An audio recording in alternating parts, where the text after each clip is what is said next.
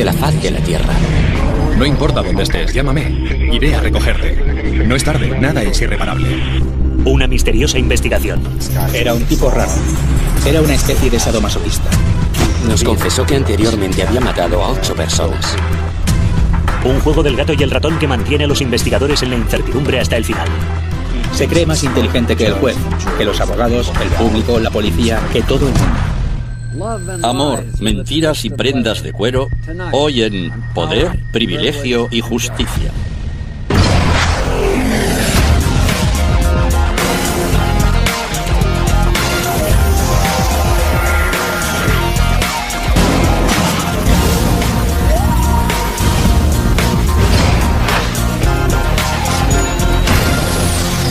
Crímenes imperfectos, ricos y famosos, programado para el asesinato.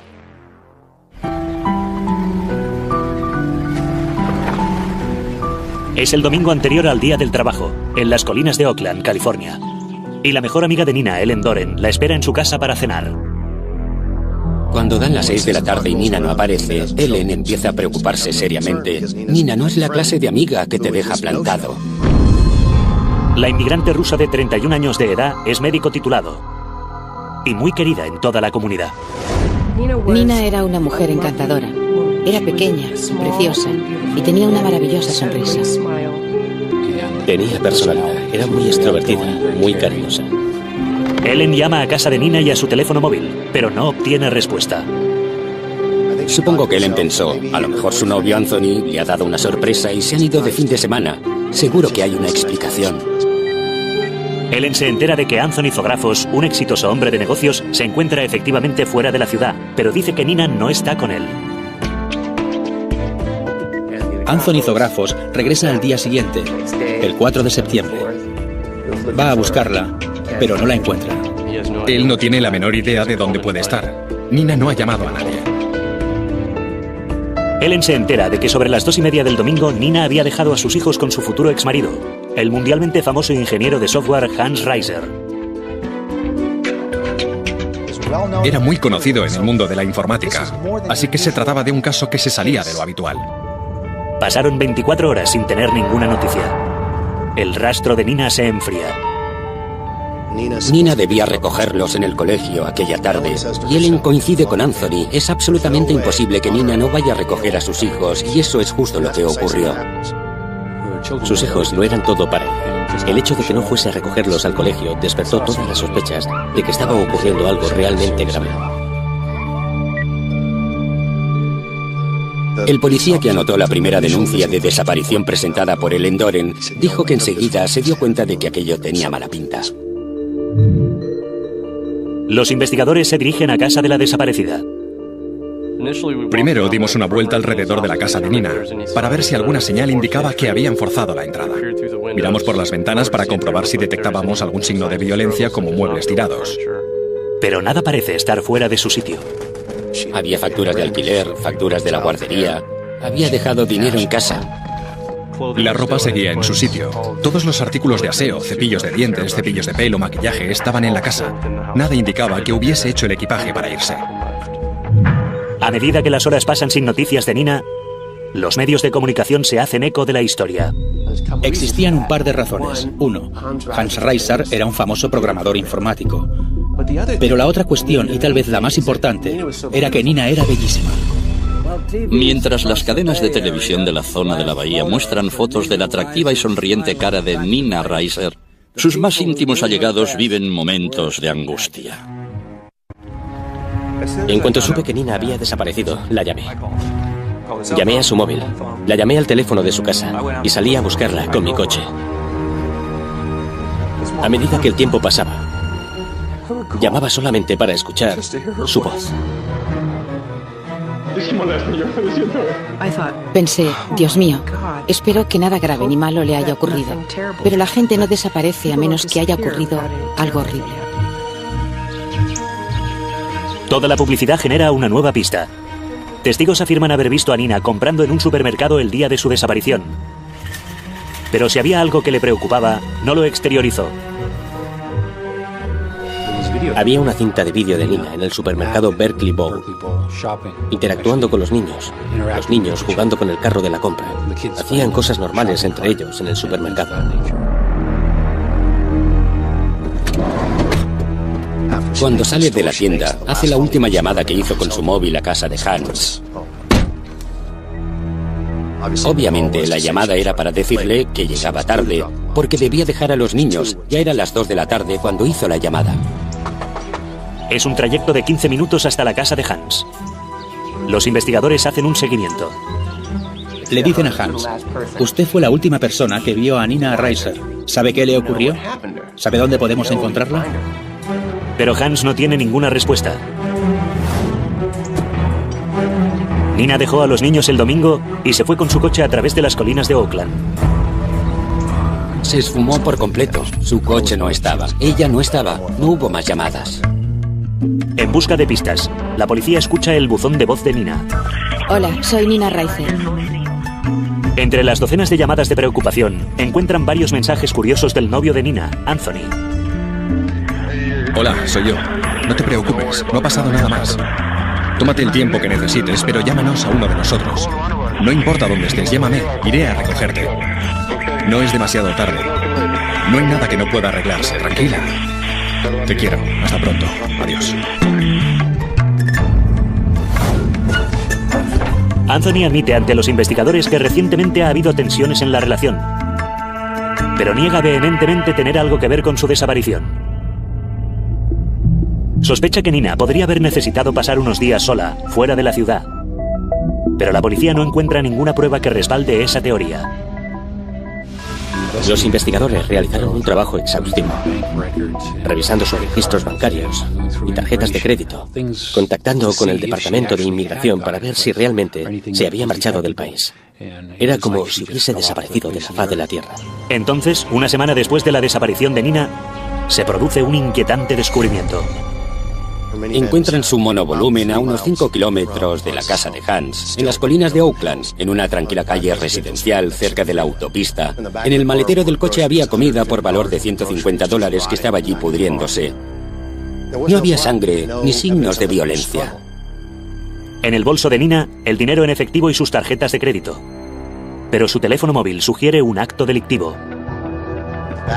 Habían quitado la batería del móvil, de modo que si alguien intentaba localizarla, llamarla o utilizar el GPS para intentar averiguar dónde se encontraba, no habrían podido hacerlo. Un nutrido equipo de búsqueda y rescate se adentra en las colinas de Oakland. Buscaron en lugares que sabían que Nina frecuentaba, incluido un parque local. Realizaron varias batidas en las que participaron unos 150 voluntarios, perros rastreadores de cadáveres, perros olfateadores. Era como buscar una aguja en un pajar. Se trata de una zona muy extensa. A medida que pasaban los días sin encontrar ningún rastro de Nina, las probabilidades de que estuviese viva eran más escasas. Lo que nos espera es un extraño e inolvidable caso que llevará a los investigadores desde el prominente mundo del software al corazón más oscuro del mundo del sadomasoquismo en San Francisco. Una semana después de la desaparición de Nina Reiser, las esperanzas se disipan muy rápido. No me parecía una persona capaz de dejar plantada a una amiga porque pensara que necesitaba desconectar un tiempo. Yo no quería pensar en el peor de los escenarios posibles. Y no lo hice durante unos días, pero llegó un momento en que ya no parecía posible que pudiera regresar. Los detectives buscan pistas en el pasado de la mujer desaparecida. Nina nació en Rusia. Allí estudió la carrera de obstetricia y ginecología. Había estudiado durante el verano de 2006 y se había matriculado para hacer los exámenes porque sus planes eran convertirse en doctora aquí en los Estados Unidos. Hija de médicos, Nina era una mujer muy inteligente y bien educada. Pero siempre soñó con hacer carrera fuera de la Europa del Este. Disfrutaba de la alegría de vivir. Lo tenía todo. Unas grandes ansias de vivir. Un día en San Petersburgo, Rusia, cuando Nina tenía 20 y pocos años, acompañó a una amiga suya a una cita a ciegas con un hombre de negocios americano llamado Hans Reiser. Nina era la intérprete de su amiga, pero Nina y Hans congeniaron. Hans quedó cautivado por su belleza y su inteligencia. Nina quedó igualmente fascinada por el brillante y célebre gurú informático. Hans había sido un muchacho más bien solitario. Por increíble que parezca, había dejado el instituto y más tarde, a principios de la adolescencia, antes de la edad habitual en que la gente ingresa en la facultad, sobre los 14 años, hizo el examen de acceso y fue aceptado en la Universidad de California, Berkeley. Nunca se graduó. Estudiaba de forma independiente y trabajaba en un prestigioso laboratorio informático.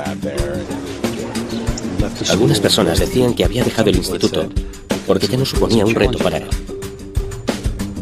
Hans creó su propia compañía de software, Nemesis, y se convirtió en una sensación de la noche a la mañana. Entre la jet set de Silicon Valley, Reiser era una estrella emergente. Su potencial parecía ilimitado. Hans desarrolló un sistema de ficheros llamado Sistema de Ficheros Reiser, que se utiliza en servidores Linux en todo el planeta. En su campo, en el mundo de los ordenadores y Linux, es muy conocido, es famoso. Los ficheros de Reiser se convirtieron en los ficheros estándar del sistema operativo Linux. Hans valía millones, muchos millones. Así que creo que les iba bastante bien para tratarse de una pequeña empresa que empezaba a despegar. La compañía valía varios millones de dólares, pero Hans se negó a venderla. Era como un hijo para él. Durante el boom tecnológico de los años 90, Hans mantuvo un estatus de extraordinaria riqueza y privilegio.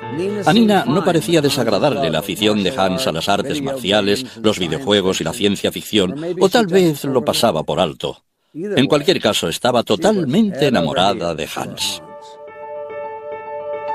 En 1999 vive con él en América. Está embarazada de su primer hijo y es también el año en que se casan. Mientras Nina estudiaba para obtener su licencia médica estadounidense, Hans le dio un trabajo en su empresa. Ella era directora financiera de la empresa. Se ocupaba de los libros de cuentas y de las finanzas de la compañía. Hans y Nina se casaron en 1999. En opinión de sus amistades, el matrimonio tuvo un buen comienzo. Eran felices, tenían éxito. Su negocio marchaba bien. Nina estaba ilusionada con convertirse en médico en los Estados Unidos. Tenían ilusión por ser padres. Yo creo que al principio Nina y Hans eran felices juntos. Ella me dijo que se había casado con él porque le amaba y porque se divertían mucho juntos, porque compartían el proyecto de hacer crecer la empresa de Hans y porque ella consideraba a Hans un hombre realmente interesante y muy singular. Rory nació en 1999. Su hija Nayo llegó 2 años después. Pero la paternidad puso de manifiesto una profunda grieta en el matrimonio. Tenían puntos de vista muy distintos en cuanto a la educación de sus hijos. Nina quería que fuesen al colegio y creciesen como cualquier niño americano. Hans, en cambio, creía que los profesores de los colegios eran lo peor que podía pasarles a los críos. El otro problema era que Hans no quería que Nina practicase la medicina. Aparentemente, él quería que su mujer estuviese, básicamente, en casa criando a sus hijos. Solo 4 años después, el matrimonio Reiser pasaba por graves problemas. Le había enviado a Hans 2 libros. Uno era el manual para torpes sobre la comunicación interpersonal. El otro, el manual para torpes sobre el divorcio. Y le dije a Hans, vas a necesitar uno de estos libros. Eres tú quien debe elegir cuál de ellos te conviene. Yo te recomendaría que leyeras el que trata de la comunicación interpersonal. Hans hizo caso omiso del consejo de su amigo, y pronto la grieta en el matrimonio Reiser tenía miles de kilómetros de extensión. Ahora era Hans quien vivía y trabajaba en Rusia durante muchos meses, mientras Nina permanecía en Oakland al lado de los niños.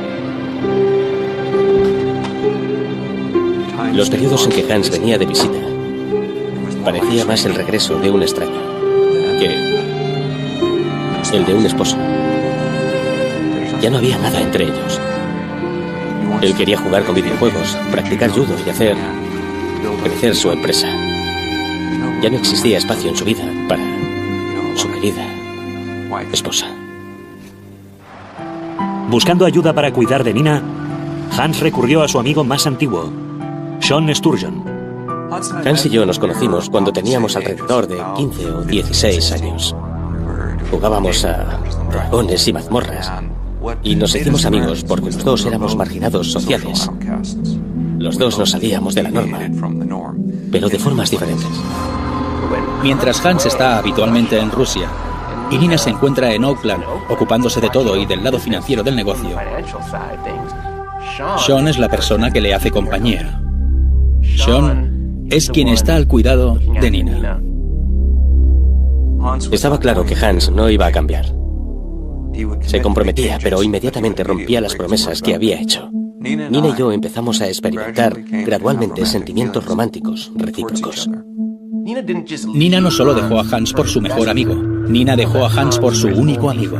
Y estamos hablando de dos hombres que eran amigos desde hacía unos 25 años. La relación con Sean no duraría. Un año antes de su desaparición, con Hans permanentemente en los Estados Unidos, Nina empezó a salir con Anthony Zographos. Pero según sus amigos, Sean continuó formando parte de la vida de Nina. A Anthony eso no le gustaba. A Anthony le disgustaba que Nina siguiese comunicándose con Sean Sturgeon y recibiendo dinero de él. Nina consideraba a Anthony excesivamente controlador y celoso. No estoy diciendo que los sentimientos de Anthony hacia Nina no fueran verdaderos. Anthony y yo teníamos conflictos. Una mujer desaparecida y 3 hombres celosos. La policía debía preguntarse si Nina estaba atrapada en medio del fuego cruzado. Tras la misteriosa desaparición de Nina Reiser, los investigadores tienen 3 claros sospechosos. Su exmarido Hans Reiser, del que se había separado, su novio actual Anthony Zographos y su anterior novio y antiguo mejor amigo de Hans Reiser, Sean Sturgeon.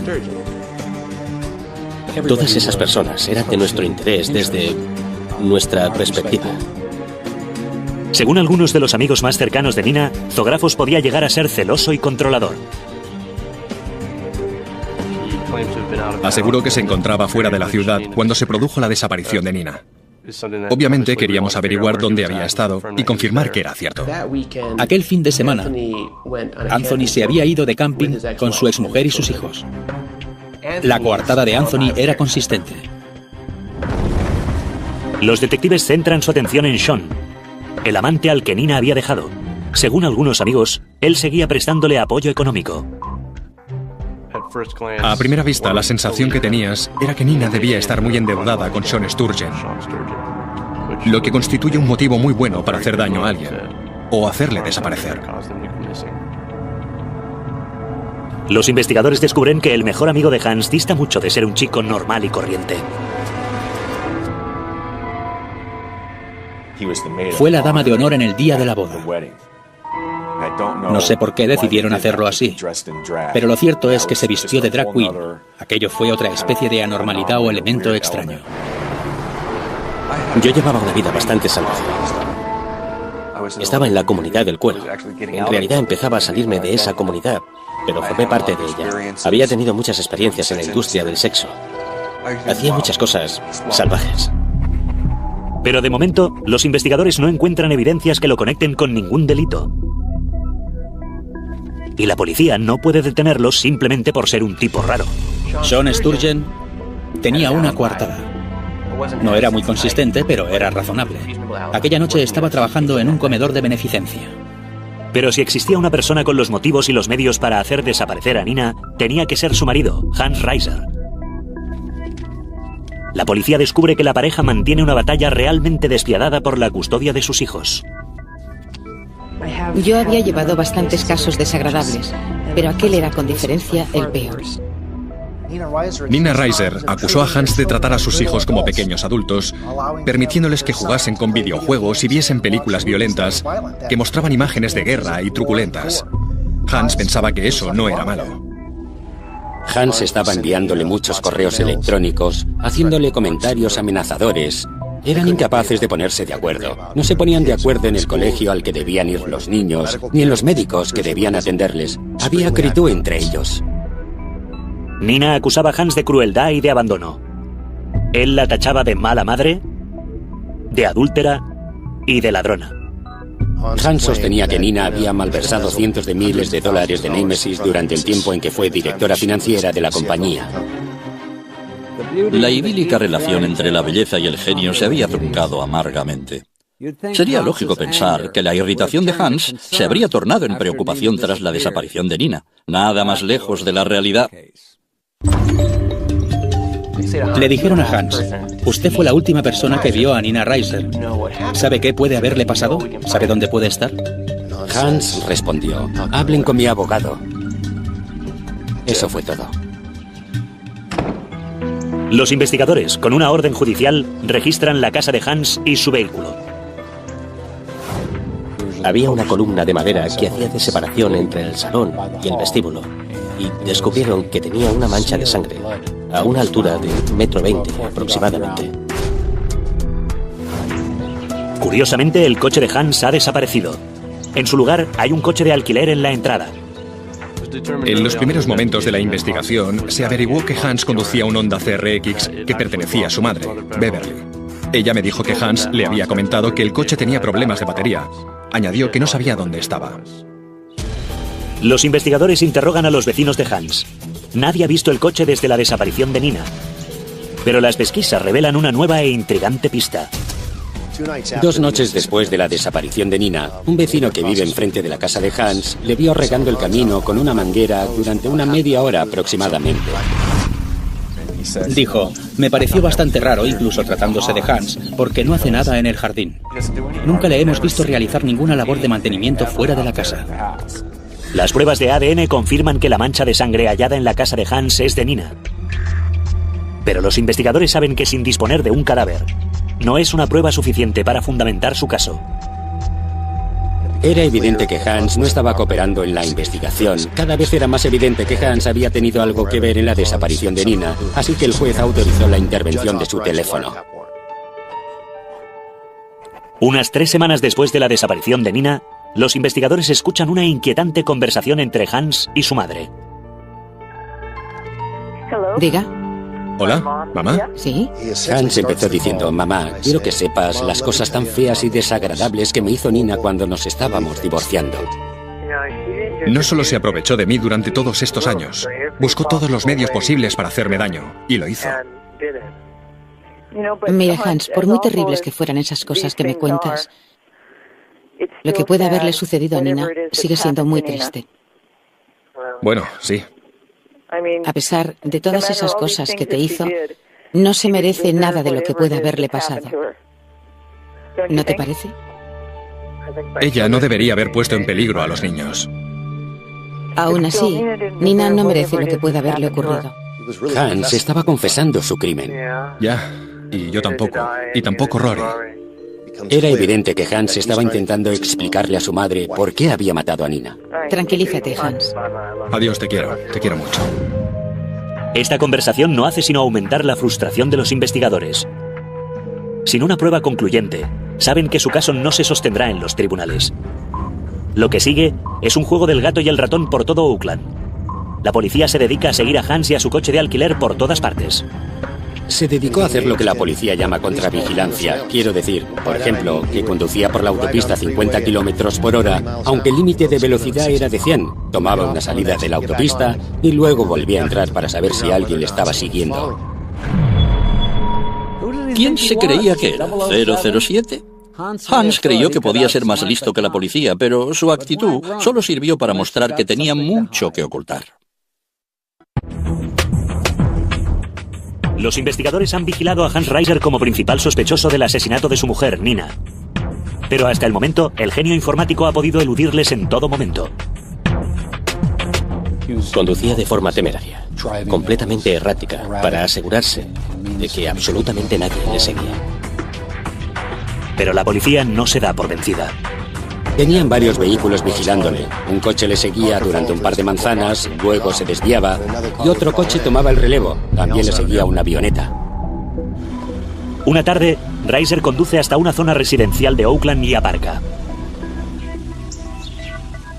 Recorrió la manzana caminando arriba y abajo, invirtiendo media hora en un trayecto que podía haber hecho en 5 minutos.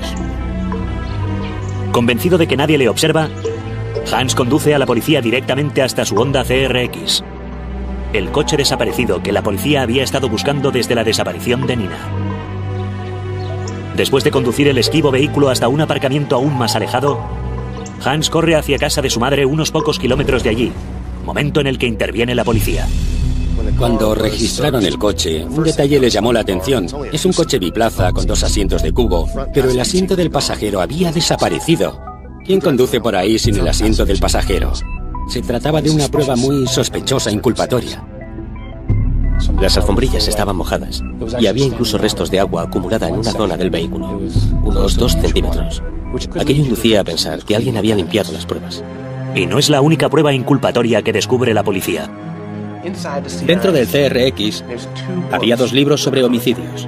Y una de las cosas que citaba expresamente el libro era que un asesinato raras veces se resolvía sin un cadáver. Era evidente que Hans estudió los métodos que emplea la policía para investigar a sospechosos. No cabe duda de que Hans había hecho sus deberes, pero cometió el error de subestimar a sus adversarios. En cuanto bajó la guardia, la policía cayó sobre su presa y detuvo al genio precoz. Llevaba $9.000 en efectivo y su pasaporte. Dentro de su riñonera encuentran otra pista. Ha retirado la batería de su teléfono móvil. Un detalle que coincidía con el teléfono móvil de Nina, hallado en el coche. 6 semanas después de la desaparición de su esposa, Hans Reiser es detenido y acusado de asesinato, aunque sin cadáver. Cuando el caso llegó a mis manos, pensé, ¿cómo voy a demostrar que se trata de un delito de asesinato sin cadáver? No es imposible, pero ocurre. Los fiscales, mientras se preparan para el juicio, interrogan previamente a una serie de testigos, incluyendo a Sean Sturgeon. Y de forma totalmente imprevista, este suelta el bombazo. Sean Sturgeon nos confesó que había sido el autor de varios crímenes. Había matado a 8 personas y media. La media era porque no sabía si esa persona estaba viva o muerta. Confesé, les dije, deténganme, acúsenme de los crímenes. No pensaba darles todos los detalles. No pensaba decirles quiénes ni por qué. Júzguenme, métanme en la cárcel. Todo el mundo que sigue el caso está completamente desconcertado. Se trató sin duda de otra vuelta de tuerca en el caso, porque todos nos preguntamos, ¿es posible que Sean haya matado a Nina? ¿Un asesino en serie confeso? ¿Una exnovia desaparecida? La policía empieza a plantearse si se ha equivocado de sospechoso desde el principio. Un mes antes de la fecha prevista para el inicio del juicio por el asesinato de Nina Reiser, el exnovio de la víctima, Sean Sturgeon, confiesa haber asesinado al menos a 8 personas. Le dijo a la policía que había matado a esas personas porque le habían maltratado y abusado de él y de su hermana en la comunidad en la que se habían criado. Sturgeon invita a la policía a registrar su casa y les entrega voluntariamente su colección de armas. Sin embargo, se niega a dar a los detectives ningún detalle sobre sus supuestas víctimas, ni siquiera sus nombres. No sabíamos de qué personas estaba hablando. No quiso identificarlas, así que fue una ardua labor. Como pueden imaginarse, nosotros nos lo tomamos muy en serio. Cuando le preguntan las razones que le han llevado a confesar algo tan terrible, Sturgeon reconoce que lo ha hecho para evitar testificar en el juicio. Asegura que ya ha sufrido toda la humillación pública que podía soportar. Mis amigos me evitaban por todo lo que Hans les había dicho sobre mis inclinaciones sadomasoquistas. Así que le dije a Paul Horan que había matado a otras personas. Luego le di los nombres y la descripción de algunas de ellas. No pudimos demostrar que ninguna de esas personas hubiesen sido asesinadas por Sean Sturgeon. Nunca pude probar fehacientemente su afirmación de que había matado a 8 personas y media. Era un tipo extraño, con tendencias sadomasoquistas. Para la fiscalía constituía un problema asociar a la mujer desaparecida, una mujer encantadora, con un personaje como él. La falsa confesión de Sean fue un acto de enorme irresponsabilidad. La falsa confesión de Sean encerraba la posibilidad potencial de poner en libertad a Hans. Proporcionó a otra persona que tenía también, hipotéticamente, motivos para cometer el crimen, y encima se declaraba confesa de otros asesinatos. Si un jurado tiene a un asesino con un móvil, es muy difícil que condene a un marido, y menos aún si no hay cadáver. Viéndose en clara desventaja, la fiscalía decide proponer un trato a Hans. Si nos dices dónde está el cuerpo y cómo mataste a Nina, cumplirás una condena de 3 años por homicidio. Hans rechazó la oferta y, como diría más tarde el juez, decidió jugárselo a cara o cruz. Creo que se dejó guiar por un juicio en el que no había cadáver. Se dijo, ¿cómo va a demostrarlo el fiscal? Puedo ganar el caso. Tengo un buen abogado. No han hallado el cuerpo. Soy un tipo listo y brillante. Me saldré con la mía. En su arrogancia, el acusado está a punto de recibir una bofetada de realidad. En la vista preliminar, el juez dictamina que la extraña confesión de asesinato de Sean Sturgeon es inadmisible. Aún así, la fiscalía se enfrenta a una dura batalla. El primer día del juicio, Paul Jora puso una foto de Nina Reiser con su hijo en medio de la sala del tribunal. Enseguida nos dimos cuenta de por dónde iban los tiros. Quería convertirse en el portavoz de Nina, una mujer cuya voz no iba a poder escucharse en el juicio. Teníamos que convencer al jurado de que esa mujer no había desaparecido, sino que estaba muerta. No era posible el abandono de su hogar. Una madre como ella jamás habría abandonado a sus hijos.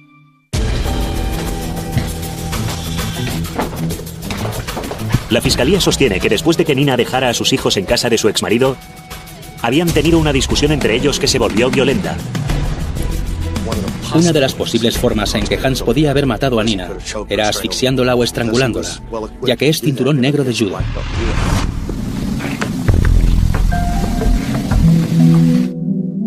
La última pieza del rompecabezas es el testimonio de Rory, el hijo mayor de Nina, de 7 años.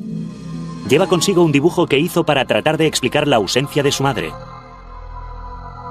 Estaba durmiendo en la cama, se despertó y se dio cuenta de que su padre, que solía dormir con él, no estaba a su lado. Vio a su padre bajar las escaleras con una bolsa muy voluminosa en la mano. Pensó que aquella bolsa contenía el cuerpo de su madre. Bajó de la tribuna del jurado, se sentó en el suelo y se agachó para mostrar con todo detalle cómo había visto a su padre bajar por las escaleras con su madre metida en una bolsa. Cómo supuso que era ella la que estaba dentro de la bolsa. Probablemente fue el peor momento de todo el juicio. Los abogados defensores arguyeron, oigan, es un bicho raro, él es así, no encaja con las normas de los demás. No se lo tomen en cuenta, no es necesariamente una prueba inculpatoria, simplemente es raro, es un ser extraño. Se trataba de una buena defensa, porque Hans es, en efecto, un tipo verdaderamente raro, un personaje completamente atípico. La estrategia de la defensa parece ir por buen camino, hasta que Hans se convence de que sabe más que sus expertos abogados. Haciendo oídos sordos a sus consejos, insiste en subir al estrado. Subir al estrado fue la estupidez de mayor calibre que pudo cometer. Hans se las arregló para disimular su arrogancia durante un tiempo. Pero he sido testigo muchas veces de la misma situación. Dale a alguien suficiente cuerda en el estrado y se ahorcará él mismo. Actuaba de forma bastante civilizada, intentando dar respuestas directas. El primer día que testificó me pareció que se había desenvuelto bastante bien. Su actitud parecía normal. Daba el aire de una persona amistosa, agradable, y empecé a preocuparme de que pudiera salirle bien la jugada. Pero cuando el interrogatorio se vuelve más incisivo, Reiser empieza a perder su frialdad. ¿Dónde puso el asiento del coche? ¿Usted sacó la batería del móvil? ¿Por qué regó el camino de entrada? ¿Por qué limpió dentro del coche? Cuando le formularon las preguntas más complicadas fue patético. Empezó a andarse con rodeos, a balbucear y a toser antes de soltar una mentira. Tenía una explicación para todo, pero cada explicación no hacía sino acentuar cada vez más la impresión de que había matado a su esposa. Al mirar al jurado, percibí que mucha gente parecía haber perdido la simpatía por él. Parecían reaccionar en contra. El genio precoz había perdido toda su magia. Se granjeó la antipatía del jurado, del juez e incluso de sus propios abogados, pero todavía le quedaba una última moneda de cambio. Tras 2 días y medio de deliberaciones, el jurado tiene ya su respuesta al asesinato de Nina Reiser. Tienen su veredicto. Nosotros, el jurado, no estuvieron fuera de la sala deliberando durante mucho tiempo. No hicieron ninguna pregunta. Consideramos al acusado Hans Reiser culpable de asesinato. Finalmente, le aplicaron la pena máxima. No obstante, Hans Reiser intenta decir la última palabra. Recuerdo perfectamente la reacción de Hans porque me pareció reveladora. Se puso de pie y dijo, fui todo lo buen padre que supe ser. Lo que quiso decir básicamente era: maté a la madre para salvar a los niños. ¿Qué clase de respuesta es esa? Eres culpable. Asesinaste a la madre de tus hijos. Reiser y su equipo tienen reservada una sorpresa más para la fiscalía. Están dispuestos a revelar la localización del cuerpo de Nina a cambio de una sentencia más benigna. Durante el juicio, el señor Jora y yo hablamos con la madre de Nina y nos indicó que deseaba recuperar el cuerpo de su hija. Así que una vez más, Jora le hace una oferta a Reiser. En ese momento, Hans se enfrenta a una condena de 25 años. Si acepta el trato, puede salir en libertad a los 15 años. Si me dices dónde está el cuerpo de Nina, si me cuentas lo que ocurrió y cómo la mataste, si te declaras culpable de asesinato en segundo grado y renuncias a cualquier derecho de aplicación que te asiste, entonces acepto. Fue una decisión muy dura de tragar para la familia de Nina, pero su cuerpo seguía sin aparecer. Estaban dispuestos a pagar el precio por acabar con la pesadilla, así que Hans desembuchó todo. Se sentó con la policía una vez más y les hizo el relato de lo que había sucedido la tarde de la desaparición de Nina.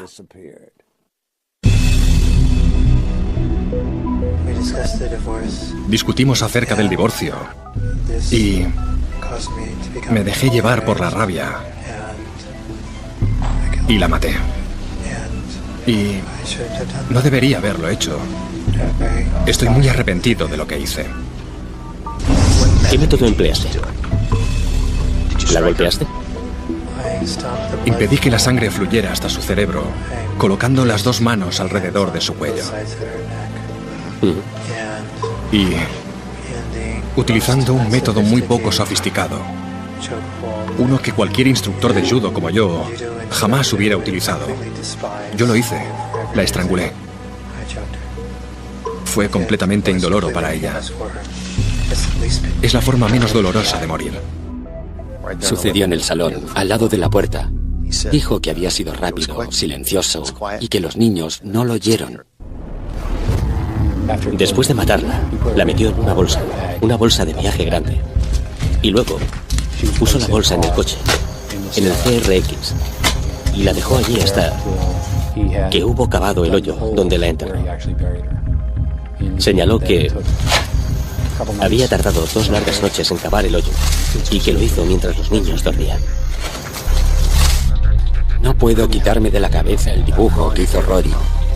Tenía razón, había visto algo. Su madre estaba en la bolsa. ¿Cómo un niño supo que su madre estaba en la bolsa? 3 días después de firmar la sentencia acordada, Reiser baja por un estrecho sendero del Parque Regional de las Colinas de Oakland, esposado a su abogado. En un momento dado subió por la colina, se adentró en la maleza y a unos 4 o 5 metros vio un lugar bajo los arbustos. Dijo, está enterrada a menos de 1 metro dentro de una bolsa. Cuando la policía empezó a cavar, lo primero que desenterraron fueron las asas de la bolsa. Su cuerpo estaba allí. Reiser es condenado a pasar 15 años a cadena perpetua en una prisión estatal. Cuando Hans se encuentre en una galería de nivel 4 del sistema de prisiones, Hans va a aprender lo que es el control y va a aprender que él allí no lo tiene. Y también va a aprender lo que significa ser una esposa. Me parece muy justo que un hombre que le arrebató la vida a su esposa acabe probablemente convirtiéndose en una. Hans Reiser podía haber sido un multimillonario, rodearse con las mentes más avanzadas y brillantes de Silicon Valley. En vez de eso, pasará lo mejor de su vida en una celda de San Quintín. Espero que la imagen de su preciosa esposa le persiga. La cuestión, y tal vez la más importante, era que Nina era bellísima. Mientras las cadenas de televisión de la zona de la bahía muestran fotos de la atractiva y sonriente cara de Nina Reiser, sus más íntimos allegados viven momentos de angustia. En cuanto supe que Nina había desaparecido, la llamé. Llamé a su móvil, la llamé al teléfono de su casa y salí a buscarla con mi coche. A medida que el tiempo pasaba, llamaba solamente para escuchar su voz. Pensé, Dios mío, espero que nada grave ni malo le haya ocurrido. Pero la gente no desaparece a menos que haya ocurrido algo horrible. Toda la publicidad genera una nueva pista. Testigos afirman haber visto a Nina comprando en un supermercado el día de su desaparición. Pero si había algo que le preocupaba, no lo exteriorizó. Había una cinta de vídeo de Nina en el supermercado Berkeley Bowl, interactuando con los niños jugando con el carro de la compra. Hacían cosas normales entre ellos en el supermercado. Cuando sale de la tienda, hace la última llamada que hizo con su móvil a casa de Hans. Obviamente, la llamada era para decirle que llegaba tarde, porque debía dejar a los niños. Ya eran las 2 de la tarde cuando hizo la llamada. Es un trayecto de 15 minutos hasta la casa de Hans. Los investigadores hacen un seguimiento. Le dicen a Hans: usted fue la última persona que vio a Nina Reiser. ¿Sabe qué le ocurrió? ¿Sabe dónde podemos encontrarla? Pero Hans no tiene ninguna respuesta. Nina dejó a los niños el domingo y se fue con su coche a través de las colinas de Oakland. Se esfumó por completo. Su coche no estaba. Ella no estaba. No hubo más llamadas. En busca de pistas, la policía escucha el buzón de voz de Nina. Hola, soy Nina Reiser. Entre las docenas de llamadas de preocupación, encuentran varios mensajes curiosos del novio de Nina, Anthony. Hola, soy yo. No te preocupes, no ha pasado nada más. Tómate el tiempo que necesites, pero llámanos a uno de nosotros. No importa dónde estés, llámame, iré a recogerte. No es demasiado tarde. No hay nada que no pueda arreglarse, tranquila. Te quiero, hasta pronto, adiós. Anthony admite ante los investigadores que recientemente ha habido tensiones en la relación, pero niega vehementemente tener algo que ver con su desaparición. Sospecha que Nina podría haber necesitado pasar unos días sola, fuera de la ciudad, pero la policía no encuentra ninguna prueba que respalde esa teoría. Los investigadores realizaron un trabajo exhaustivo, revisando sus registros bancarios y tarjetas de crédito, contactando con el Departamento de Inmigración para ver si realmente se había marchado del país. Era como si hubiese desaparecido de la faz de la tierra. Entonces, una semana después de la desaparición de Nina, se produce un inquietante descubrimiento. Encuentran su monovolumen a unos 5 kilómetros de la casa de Hans, en las colinas de Oakland, en una tranquila calle residencial cerca de la autopista. En el maletero del coche había comida por valor de $150 que estaba allí pudriéndose. No había sangre ni signos de violencia. En el bolso de Nina, el dinero en efectivo y sus tarjetas de crédito. Pero su teléfono móvil sugiere un acto delictivo. Habían quitado la batería del móvil, de modo que si alguien intentaba localizarla, llamarla o utilizar el GPS para intentar averiguar dónde se encontraba, no habrían podido hacerlo. Un nutrido equipo de búsqueda. Nina empezó a salir con Anthony Zographos. Pero según sus amigos, Sean continuó formando parte de la vida de Nina. A Anthony eso no le gustaba. A Anthony le disgustaba que Nina siguiese comunicándose con Sean Sturgeon y recibiendo dinero de él.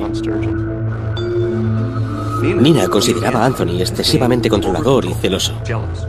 No estoy diciendo que los sentimientos de Anthony hacia Nina no fueran verdaderos. Anthony y yo teníamos conflictos. Una mujer desaparecida y 3 hombres celosos.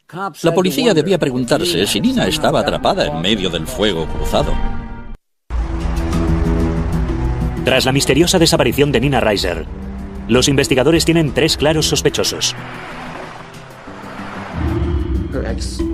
Su exmarido Hans Reiser, del que se había separado, su novio actual Anthony Zographos y su anterior novio y antiguo mejor amigo de Hans Reiser, Sean Sturgeon. Todas esas personas eran de nuestro interés desde nuestra perspectiva. Según algunos de los amigos más cercanos de Nina, Zographos podía llegar a ser celoso y controlador. Aseguró que se encontraba fuera de la ciudad cuando se produjo la desaparición de Nina. Obviamente queríamos averiguar dónde había estado y confirmar que era cierto.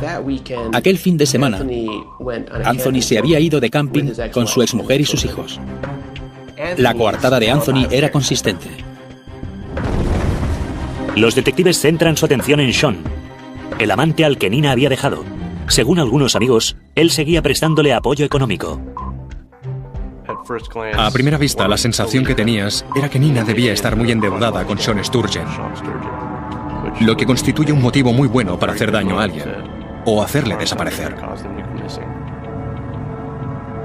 Los investigadores descubren que el mejor amigo de Hans dista mucho de ser un chico normal y corriente. Fue la dama de honor en el día de la boda. No sé por qué decidieron hacerlo así, pero lo cierto es que se vistió de drag queen. Aquello fue otra especie de anormalidad o elemento extraño. Yo llevaba una vida bastante salvaje. Estaba en la comunidad del cuero. En realidad empezaba a salirme de esa comunidad, pero formé parte de ella. Había tenido muchas experiencias en la industria del sexo. Hacía muchas cosas salvajes. Pero de momento, los investigadores no encuentran evidencias que lo conecten con ningún delito. Y la policía no puede detenerlo simplemente por ser un tipo raro. Sean Sturgeon tenía una coartada. No era muy consistente, pero era razonable. Aquella noche estaba trabajando en un comedor de beneficencia. Pero si existía una persona con los motivos y los medios para hacer desaparecer a Nina, tenía que ser su marido, Hans Reiser. La policía descubre que la pareja mantiene una batalla realmente despiadada por la custodia de sus hijos. Yo había llevado bastantes casos desagradables, pero aquel era con diferencia el peor. Nina Reiser acusó a Hans de tratar a sus hijos como pequeños adultos, permitiéndoles que jugasen con videojuegos y viesen películas violentas que mostraban imágenes de guerra y truculentas. Hans pensaba que eso no era malo. Hans estaba enviándole muchos correos electrónicos, haciéndole comentarios amenazadores. Eran incapaces de ponerse de acuerdo. No se ponían de acuerdo en el colegio al que debían ir los niños, ni en los médicos que debían atenderles. Había acritud entre ellos. Nina acusaba a Hans de crueldad y de abandono. Él la tachaba de mala madre, de adúltera, de la faz de la tierra. No importa dónde estés, llámame. Iré a recogerte. No es tarde, nada es irreparable. Una misteriosa investigación.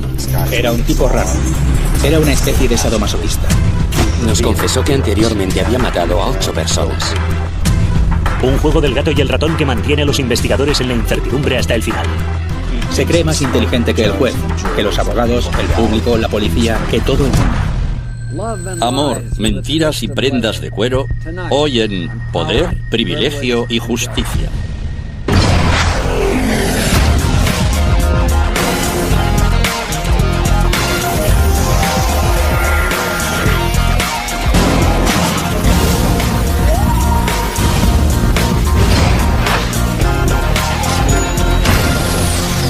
Crímenes imperfectos, ricos y famosos, programado para el asesinato.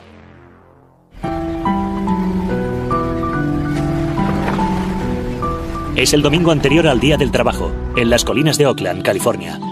Y la mejor amiga de Nina, Ellen Doren, la espera en su casa para cenar. Cuando dan las 6 de la tarde y Nina no aparece, Ellen empieza a preocuparse seriamente. Nina no es la clase de amiga que te deja plantado. La inmigrante rusa de 31 años de edad es médico titulado y muy querida en toda la comunidad. Nina era una mujer encantadora. Era pequeña, preciosa y tenía una maravillosa sonrisa. Tenía personalidad, era muy extrovertida, muy cariñosa. Ellen llama a casa de Nina y a su teléfono móvil, pero no obtiene respuesta. Supongo que Ellen pensó, a lo mejor su novio Anthony le ha dado una sorpresa y se han ido de fin de semana. Seguro que hay una explicación. Ellen se entera de que Anthony Zographos, un exitoso hombre de negocios, se encuentra efectivamente fuera de la ciudad, pero dice que Nina no está con él. Anthony Zographos regresa al día siguiente, el 4 de septiembre.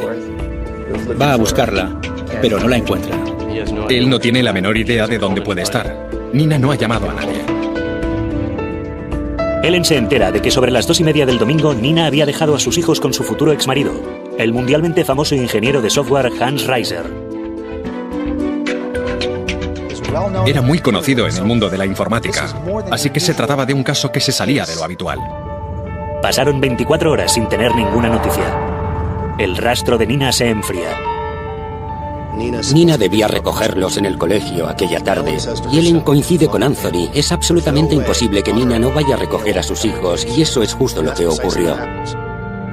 Sus hijos no eran todo para ella. El hecho de que no fuese a recogerlos al colegio despertó todas las sospechas de que estaba ocurriendo algo realmente grave. El policía que anotó la primera denuncia de desaparición presentada por él en Doren dijo que enseguida se dio cuenta de que aquello tenía mala pinta. Los investigadores se dirigen a casa de la desaparecida. Primero dimos una vuelta alrededor de la casa de Nina para ver si alguna señal indicaba que habían forzado la entrada. Miramos por las ventanas para comprobar si detectábamos algún signo de violencia, como muebles tirados. Pero nada parece estar fuera de su sitio. Había facturas de alquiler, facturas de la guardería. Había dejado dinero en casa.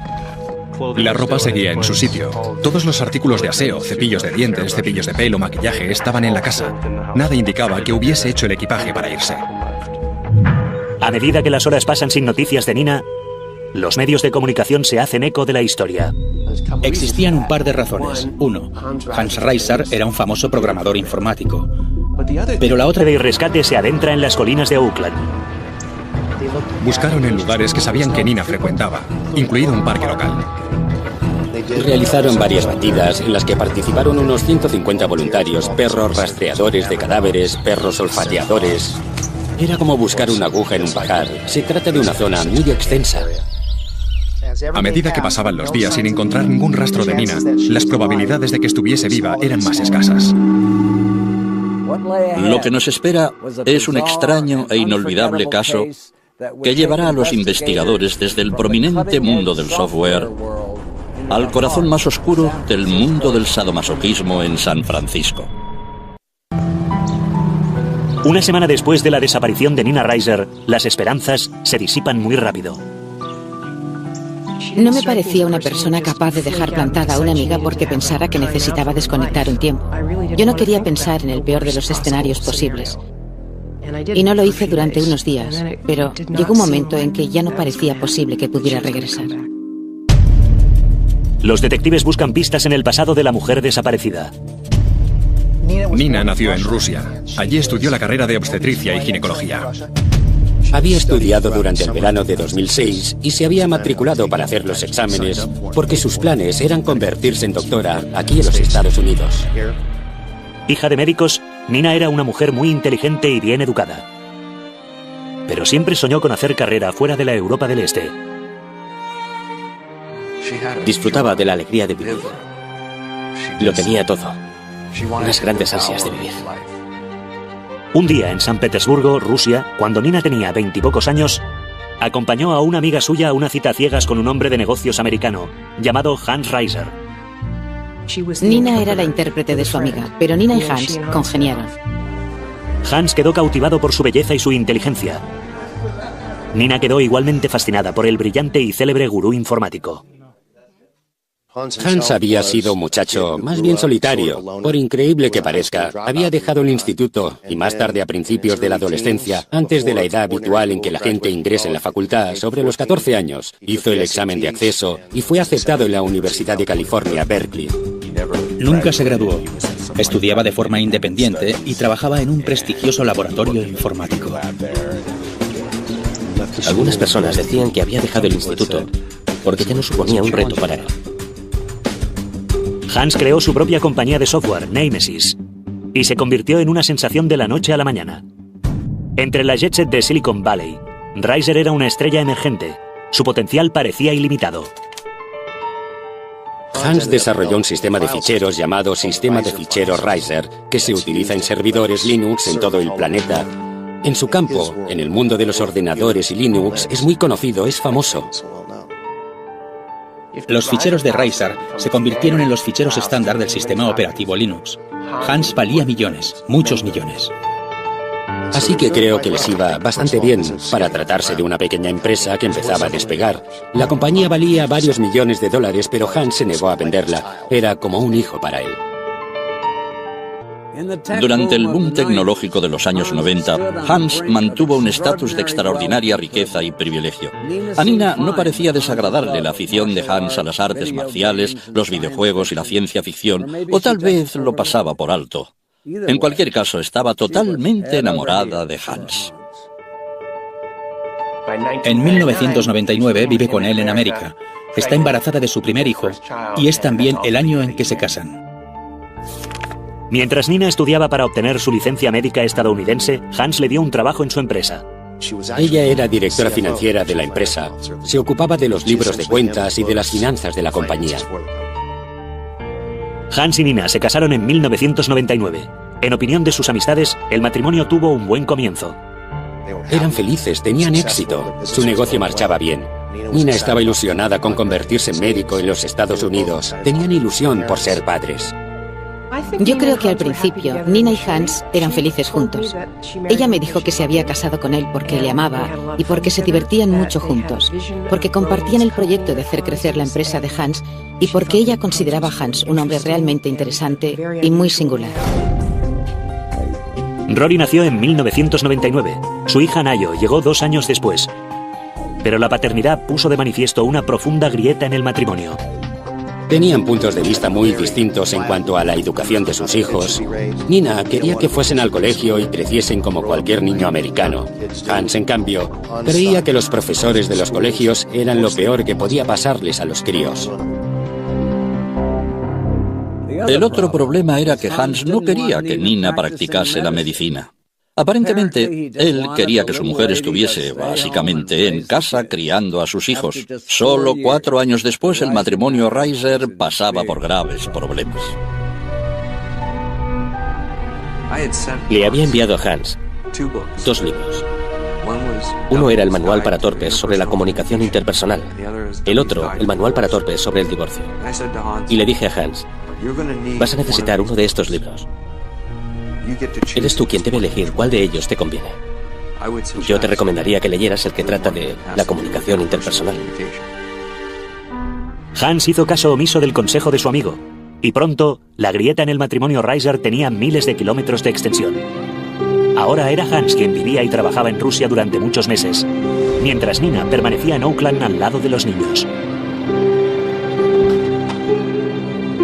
Los periodos en que Hans venía de visita parecía más el regreso de un extraño que el de un esposo. Ya no había nada entre ellos. Él quería jugar con videojuegos, practicar judo y hacer crecer su empresa. Ya no existía espacio en su vida para su querida esposa. Buscando ayuda para cuidar de Nina, Hans recurrió a su amigo más antiguo, Sean Sturgeon. Hans y yo nos conocimos cuando teníamos alrededor de 15 o 16 años.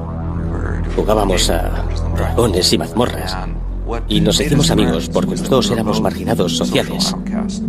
Los dos nos salíamos de la norma, pero de formas diferentes. Mientras Hans está habitualmente en Rusia y Nina se encuentra en Oakland ocupándose de todo y del lado financiero del negocio, Sean es la persona que le hace compañía. Sean es quien está al cuidado de Nina. Estaba claro que Hans no iba a cambiar. Se comprometía, pero inmediatamente rompía las promesas que había hecho. Nina y yo empezamos a experimentar gradualmente sentimientos románticos recíprocos. Nina no solo dejó a Hans por su mejor amigo, Nina dejó a Hans por su único amigo. Y estamos hablando de 2 hombres que eran amigos desde hacía unos 25 años. La relación con Sean no duraría. Un año antes de su desaparición, con Hans permanentemente en los Estados Unidos,